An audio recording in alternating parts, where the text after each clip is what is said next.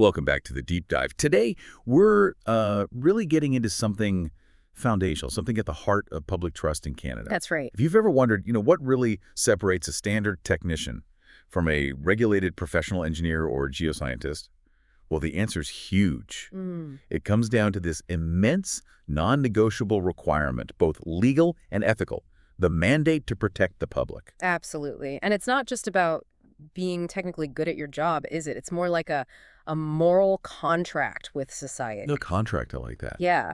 And what's interesting is that this duty, it isn't some vague idea. It's actually spelled out legally in every single provincial and territorial act governing the professions. Okay. It's that core phrase, the duty to safeguard life, health, property, and the public welfare. That exact wording. That's the bedrock. Wow. And, crucially for many listening, it's the absolute core of the National Professional Practice Exam, the NPPE. If you're preparing for licensure, this is it. Right. So let's unpack this mandate then. Yeah. At its heart, you've got this idea of protection. But like you said, it's not just playing defense, is it? It sounds much more involved. Oh, much more. It's proactive. The sources we're looking at break it down into these 5 interconnected domains, the 5 dimensions of protection. 5 dimensions. And they cover, well, pretty much everything, from the specific calculations you might make today right through to the long-term health of the planet. That's a huge scope. It is. So the dimensions are physical safety, physical protection, prevention of physical failures, environmental protection, and finally, economic safety. Okay. And they aren't just, a checklist. Think of it more like an integrated system guiding how you think, how diligent you are, and ultimately how accountable you are. This sounds absolutely critical for anyone facing the NPPE. Understanding this framework, this philosophy, it defines what it means to be regulated. It really does. So if that's you, if you're tackling the NPPE, you know how vital mastering this is. Quick pause here. Hit that subscribe button right now. Seriously, don't miss out on our deep dives into the NPPE blueprint. We want to help you succeed. Definitely subscribe. Okay, so where do we start? Let's look at the most immediate duties first. Protection. It's more than just following codes and standards, right? Right. That's just the baseline. Exactly. The standard phrase you hear in ethics codes is hold paramount the safety, health, and welfare of the public and the protection of the environment. Paramount means above all else. Above everything else. Above personal gain, above your company's profits, above political pressure. It demands ethical foresight and real technical diligence. It's about making a fundamental choice, prioritizing human and environmental well-being. And it's important to stress, this isn't just abstract theory. This is the actual contract, as you put it, with society. Yes. Failing this duty, well, the consequences are incredibly severe, legally, morally. Yeah. Devastating. They are. So let's dive into the most immediate dimensions, the ones really built on that ultimate goal, keeping people safe. Okay, dimension 1. Physical safety. This is the most direct one. It's about protecting human life and health, preventing injuries, preventing fatalities, stopping immediate health risks. It's the most visible part of the job, really. And how do professionals actually do that? I mean, beyond following the rules. Well, the rules, codes, and standards are crucial, obviously, but it's also about core engineering principles like design redundancy. You build in backups. Okay. And using a factor of safety. We hear that term a lot. We do. What does it mean in practice? Like, really boil it down. Okay, basically, if a structure, based on how it's supposed to be used, needs to support, say, 100 tons, you don't design it for 100 tons. You design it to hold maybe 200, maybe 300 tons. That extra capacity, that buffer, that's your factor of safety. And that's non-negotiable. Absolutely non-negotiable. It's built-in recognition that, materials aren't perfectly uniform, calculations might have tiny errors, and the way something is used in the real world, it can be unpredictable. Physical safety demands you design with that permanent buffer against the unknown. And we have stark reminders from history why this isn't optional, why it's legally mandated. The Quebec Bridge collapse, 1907. That's like the original sin of Canadian engineering, isn't it? It really is an absolute tragedy. During construction, the South Cantilever arm just buckled, collapsed into the St. Lawrence River. 75 workers were killed. 75. Just unbelievable. And the investigation pointed directly to a design error, an incorrect calculation about the weight the structure could bear. But deeper than that, it was about inadequate peer review and fundamentally failures in communication about warning signs about the strain that engineers actually knew was happening. It was a catastrophic failure of physical safety. And that single event, it fundamentally changed everything. It directly led to Canada establishing its professional licensing system for engineers. Exactly. The lesson was learned, painfully. Physical safety is the paramount dimension. It's the moral boundary you cannot cross. When a professional engineer puts their stamp on a design, they're not just approving some drawings. Yeah. They're essentially confirming that the lessons paid for in blood in 1907 are still understood and applied today. Wow. Okay, so once we ensure immediate human safety, the focus shifts slightly. Right. You've protected the people. Now you need to protect the things around the people, the structures, the systems that support life and community. That brings us to dimension 2, physical protection. Physical protection. So this is about the integrity of the built environment itself. Precisely. Safeguarding the integrity of structures, systems, entire communities against foreseeable hazards, both natural, like earthquakes or major floods, and human-made ones, like major accidents or even malicious acts sometimes. So this goes beyond just, say, normal operating conditions. Yes. Physical protection is about robustness against bigger, potentially catastrophic events. It involves designing structures that can withstand significant stress. It also means things like emergency preparedness planning and building redundancy into critical infrastructure. Like hospitals, water treatment plants. Exactly. Places where failure isn't an option. You need backup systems so if one part fails, the whole thing doesn't collapse. Safe operation and maintenance plans are also key here. It's about the whole life cycle. There's a more recent tragic example for this one too, isn't there? The Elliott Lake Algo Center collapse in 2012. Yes, sadly.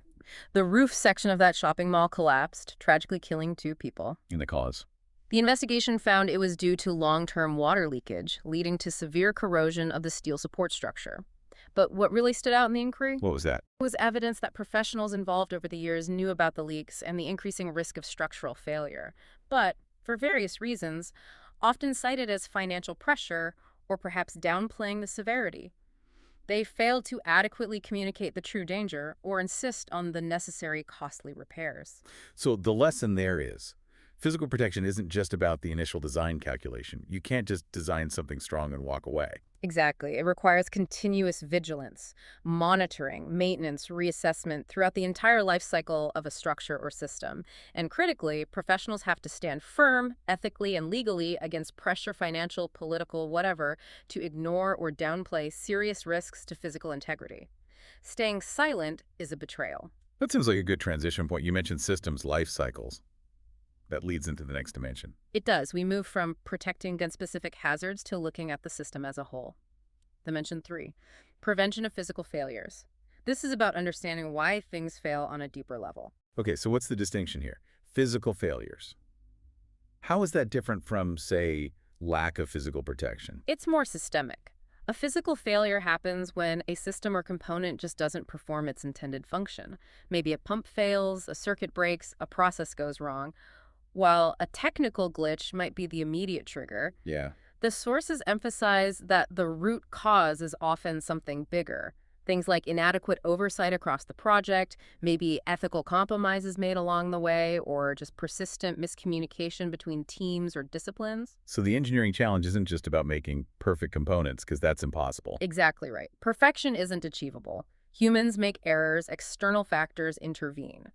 So the professional's role here is to design systems that are tolerant to failure. They anticipate potential problems. How do you design for failure tolerance?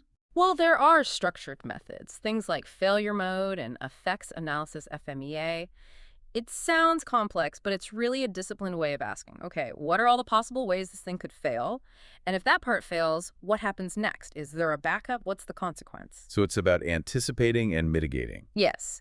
Building in redundancy, fail-safes, continuous monitoring systems, recognizing that failure will happen eventually somewhere, and designing so it doesn't lead to catastrophe. The ultimate horrific example of systemic failure has to be the West End mine disaster in Nova Scotia in 1992. Oh, absolutely. A devastating event.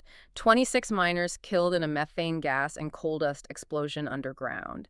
And the inquiry that followed made it brutally clear this was not a simple, unavoidable accident. Yeah. The report detailed a long history of problems: poor ventilation design and operation, safety warnings repeatedly ignored, dangerous levels of coal dust allowed to accumulate, just systemic negligence on a profound scale. I remember the inquiry's conclusion was incredibly damning. It was. Justice Peter Richard described the root cause not as a single error, but as a complex mosaic of actions, omissions, mistakes, incompetence, apathy, cynicism, stupidity, and neglect. Just scathing. Wow. That paints a picture of just complete system breakdown. And it raises a tough point for professionals, especially maybe junior ones. Knowing you might have to challenge management or a client to prevent something like this, that takes courage. It absolutely does, but the ethical insight from Westray and similar events is crucial. Professionals don't just have a right, they have a legal and ethical obligation to refuse unsafe work. Full stop. So that's the core of prevention. Speaking up. That's a huge part of it. The duty is to identify and report unsafe conditions immediately. Use your specialized knowledge not just to design, but as a shield for the public and for workers. Preventing physical failure often comes down to ethical diligence and fostering open, honest communication, especially when the news is bad or expensive. Okay, so those first three dimensions, physical safety, physical protection, prevention of physical failures, seem very focused on immediate, tangible risks. Things collapsing, people getting hurt. They are, generally. They form the immediate core of the protection mandate. But the framework has 5 dimensions. So now we shift gears a bit into broader responsibilities. Exactly. We broaden the lens to consider longer-term impacts and different kinds of harm. That takes us to dimension 4, environmental protection. Okay, environmental protection. This feels like a more modern addition, but absolutely critical now. It's become explicitly recognized as integral to the professional's duty. It's defined as safeguarding our natural systems, air, water, soil, ecosystems from being degraded by professional activities. And the rationale is, protecting the environment is an extension of protecting people. Precisely. Because ultimately, environmental damage harms human health, well-being, and our future. So the responsibilities here go beyond just, say, preventing a chemical spill. What else does it involve? It includes minimizing ecological disturbance in the first place, ensuring strict compliance with all environmental laws and regulations which are constantly evolving. And increasingly, it means actively designing for sustainability, thinking about resource use, waste generation, long-term impacts. So professionals are acting as stewards, in a way, for future generations. That's a great way to put it, stewards. Balancing the immediate needs and interests of a client or project with the long-term health of the planet. Is there a historical case that highlights this dimension, maybe showing the link between other failures and environmental impact? Well, consider the Ocean Ranger disaster back in 1982 off the coast of Newfoundland. Right, the offshore oil rig that capsized in a storm. Exactly. Initially, you see it as a catastrophic failure of physical safety. 84 crew members tragically died. The investigation found serious design flaws in the rig's ballast control system and inadequate safety protocols for severe weather. Terrible loss of life. But the consequence of that failure immediately cascaded. A massive, technologically advanced structure sinking in a sensitive marine environment. It poses significant environmental threat, too. Potential for pollution, disruption of the ecosystem. So it connects the dots. A failure rooted in design and safety negligence instantly becomes an environmental risk as well. Yes. It really hammered home that these dimensions aren't isolated silos. Negligence in one area often has ripple effects, and it highlights the ethical demand on professionals now. You have to advocate for environmentally sound, sustainable choices. Even if they seem more expensive or difficult upfront for the client, that takes courage. Courage seems to be a recurring theme here. Standing up for safety, for the environment. It is, because sometimes these duties conflict with other pressures, which leads us perfectly into the final dimension, number 5, economic safety. Economic safety. Okay, this sounds different again. Yeah. How does this fit into protecting the public? This dimension is about protecting the public, yes, but also clients and employers from significant financial loss or economic instability that's caused by professional negligence or mismanagement. So we're talking about money, essentially, financial harm. We are. It might feel less immediately life or death than, say, a bridge collapsing. But think about the scale of impact. Economic safety covers risks like major financial losses due to serious design flaws that require costly rework, huge, unexpected project cost overruns because of poor planning or estimation, or giving bad advice based on faulty assessments that leads to economic damage. So the professional's responsibilities include things like ensuring their cost estimates and project schedules are as accurate as possible. Exactly. Avoiding wasteful designs, either over-designing something unnecessarily expensively or under-designing it so it fails prematurely and costs more in the long run. Considering the full life cycle costs of a project, not just the initial build cost. This sounds like where some real ethical tension could arise. Oh, absolutely. This is often where the sharpest conflicts happen. Think about it. Prioritizing economic safety might push you towards cutting costs, minimizing expenses, dimension 5, Right. but that can directly conflict with ensuring adequate factors of safety for physical protection, dimension 2, or investing in more robust systems for failure prevention, dimension 3, or choosing more sustainable, potentially more expensive materials for environmental protection, dimension 4. So navigating that tension, finding the responsible balance, that is the professional judgment. That is the core of professional practice right there. Finding that balance where you deliver value and manage costs responsibly, but without ever compromising safety, integrity, or environmental stewardship, that's the tightrope walk. Is there a case study that really illustrates the economic dimension, particularly the integrity aspect? The classic one, especially for geoscientists, but with lessons for all, is the Bre-X minerals scandal from 1997. Oh, Bre-X. That was massive. Billions lost. Colossal. Now, fundamentally, it was corporate fraud. Massive fraud involving falsifying gold sample data from a site in Indonesia, salting samples with gold from elsewhere. Right, making it look like a huge discovery. Exactly. Which inflated the company's stock price astronomically before the whole thing collapsed. Investors lost billions. But the relevance here for professional practice is that it underscored the absolute non-negotiable responsibility of the professional geoscientist for ethical integrity in their data collection, their analysis, their reporting, and their public representations. When a PGO signs off on a resource report, that stamp has to mean something. It's a guarantee of technical truth as best as can be determined. So economic safety in this context is upheld by resisting any pressure, internal or external, to fudge the numbers, inflate estimates, or misrepresent technical data for financial gain. It's about fundamental honesty in the information that drives major economic decisions. Precisely. It protects investors, the public, and the reputation of the profession itself from the fallout of technical dishonesty. Okay, so we've walked through all 5. Physical safety, physical protection, prevention of physical failures, environmental protection, and economic safety. How do we tie this all together? What's the big takeaway? The big takeaway is that they aren't separate boxes to check. They form a single, integrated framework for decision-making. Every significant professional decision needs to be viewed through the lens of all 5 dimensions. An integrated framework. Yeah. And you could say the core principle of Canadian professionalism is really about competence guided by conscience. Technical skill married to ethical responsibility. We can even summarize what each dimension primarily mitigates. Okay, let's try that. Physical safety mitigates immediate injury and death. Right. Physical protection mitigates collapse or major damage from foreseeable hazards, preserving infrastructure integrity. Prevention of physical failures mitigates those systemic breakdowns, often rooted in negligence or poor communication. Environmental protection mitigates Right. pollution, ecological damage, long-term harm to natural systems. And economic safety mitigates financial loss, instability, and fraud stemming from technical or ethical failures in professional work. Exactly. Upholding all 5. That embodies the true spirit and intent of professional regulation in Canada. And remember why this regulation exists in the first place. Those historical failures we talked about, Quebec Bridge, Westray, Ocean Ranger, Elliott Lake, Bre-X, they aren't just stories in a textbook. They are permanent, hard-learned, legal, and ethical lessons that literally built the foundation of modern professional licensure.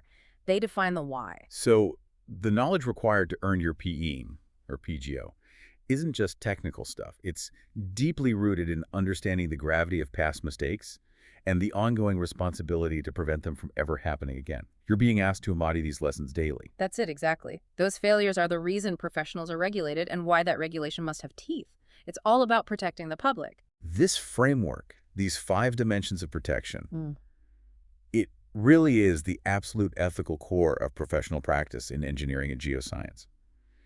If you are serious about preparing for your NPPE exam and truly being successful not just on the exam but in your career, You need to master this, not just memorize the definitions, but internalize the history, the case studies, the ethical weight behind each dimension. Couldn't agree more. So one last time, hit that subscribe button. Let us help you unpack the NPPE blueprint and set you up for success. Thanks very much for joining us for this deep dive into a really crucial topic. We'll see you next time on The Deep Dive.